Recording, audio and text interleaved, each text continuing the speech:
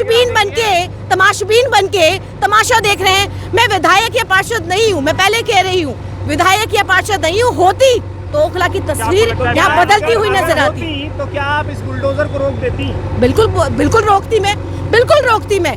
देखिए, आज मेरे सामने हमारे विधायक खड़े हैं, तमाम लोग खड़े हैं और सब तमाशा देख रहे हैं। फिर से यहाँ पर एक बाउंड्री वॉल बनने जा रही है। किन ताकतों की वजह से यहाँ के पार्षदों ने, यहाँ की जो पार्षद है उसने किस तरीके की ये डील, ये लेन देन जो किया, जिसकी वजह से आज हम ये नतीजा देख रहे हैं। बहुत अफसोस की बात है कि आज मेरे सामने, मेरे पीछे ये बाउंड्री वॉल बन रहा है। आप एडवोकेट हैं आप।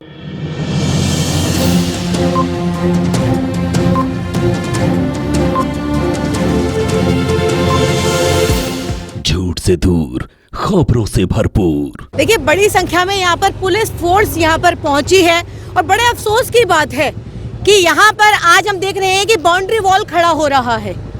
इसके पीछे कौन लोग हैं, क्या इसके पीछे की सियासत है, वो समझना जरूरी है। और उसको मैं थोड़ा सा आपको बताना चाहती हूँ कि आपको याद होगा कि हम 2014 के बाद से यहाँ पर सड़कों पर खड़े रहते थे और लगातार यहाँ की तस्वीरें दिखाते थे कि किस तरीके से यहाँ पर कूड़ा पूरा सड़कों पर बिखरा रहता था। और हम लोग लगातार एमसीडी से कंप्लेन करते थे, लगातार हम यूपी इरिगेशन से कहते थे, गुजारिश करते थे कि यहाँ का कूड़ा हटना चाहिए। लेकिन कूड़ा सालों साल तक पड़ा रहा और हमने हमारी दरख्वास्त पे दरख्वास्त चलती रही।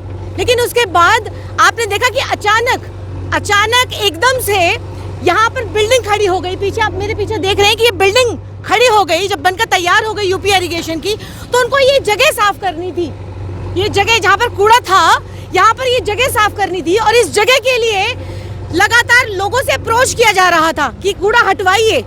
और उसके बाद एकदम से होता है कि होड़ लगती है कि मैं कैसे इसका क्रेडिट लूं। और इस क्रेडिट लेने की होड़ में सबको अप्रोच करती है यूपी इरिगेशन।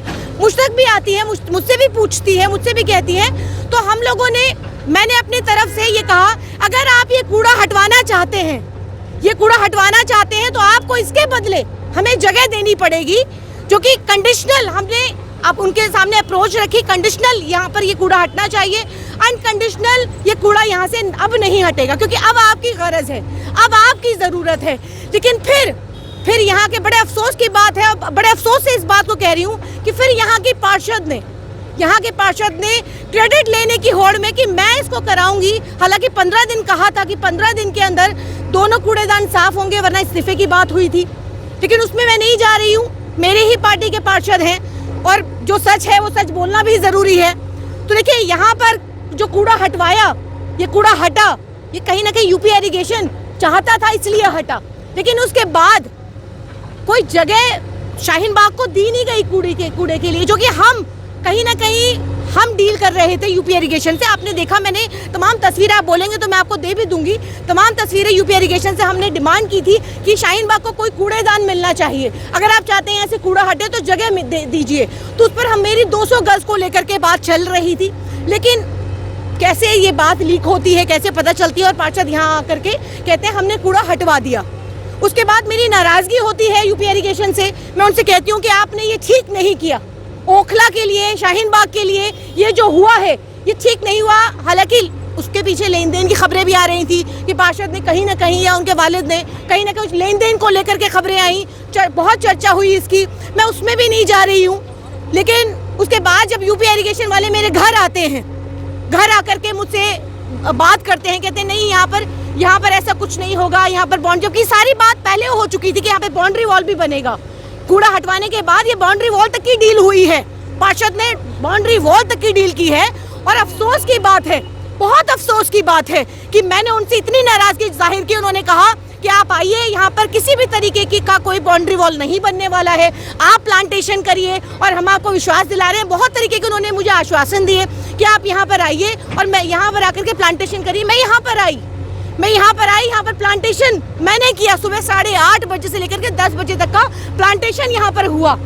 और उसके बाद 10:30 बजे के बाद यहाँ की पार्षद और उनके वालिद साहब यहाँ पहुँचते हैं और एक एक आदमी को रोक करके कहते हैं कि ये कूड़ा हमने हटवाया है, ये कूड़ा हमने हटवाया है। अजी हम तो कह रहे हैं, वही मैं कह रही हूँ कि अब तो हम कह रहे हैं कि आपने लेन देन करके ये बात ये साबित करती है, ये बुलडोजर, ये फोर्स ये साबित करता है कि वाकई वो जो लेन देन की खबरें थी वो वाकई सही थी। वो वाकई वो जो, जब आपको याद होगा कि शाहीन बाग के अंदर बुलडोजर आया था तो ये कहाँ थे, कहाँ घर में छुपे बैठे थे, जो कहते थे कि जब बुलडोजर आएगा तो कोई नजर नहीं आएगा। हम आए थे, हमने अपने ऊपर मुकदमे खाए हैं, हम थे वहां पर बुलडोजर के ऊपर, हमने बुलडोजर रोका, बेरंग लौटाया बुलडोजर। आज फिर से एक बार दोबारा से बुलडोजर मेरे पीछे खड़ा है, एक बार फिर से यहाँ पर एक बाउंड्री वॉल बनने जा रही है। किन ताकतों की वजह से, यहाँ के पार्षदों ने, यहाँ की जो पार्षद है उसने किस तरीके की ये डील, ये लेन देन जो किया,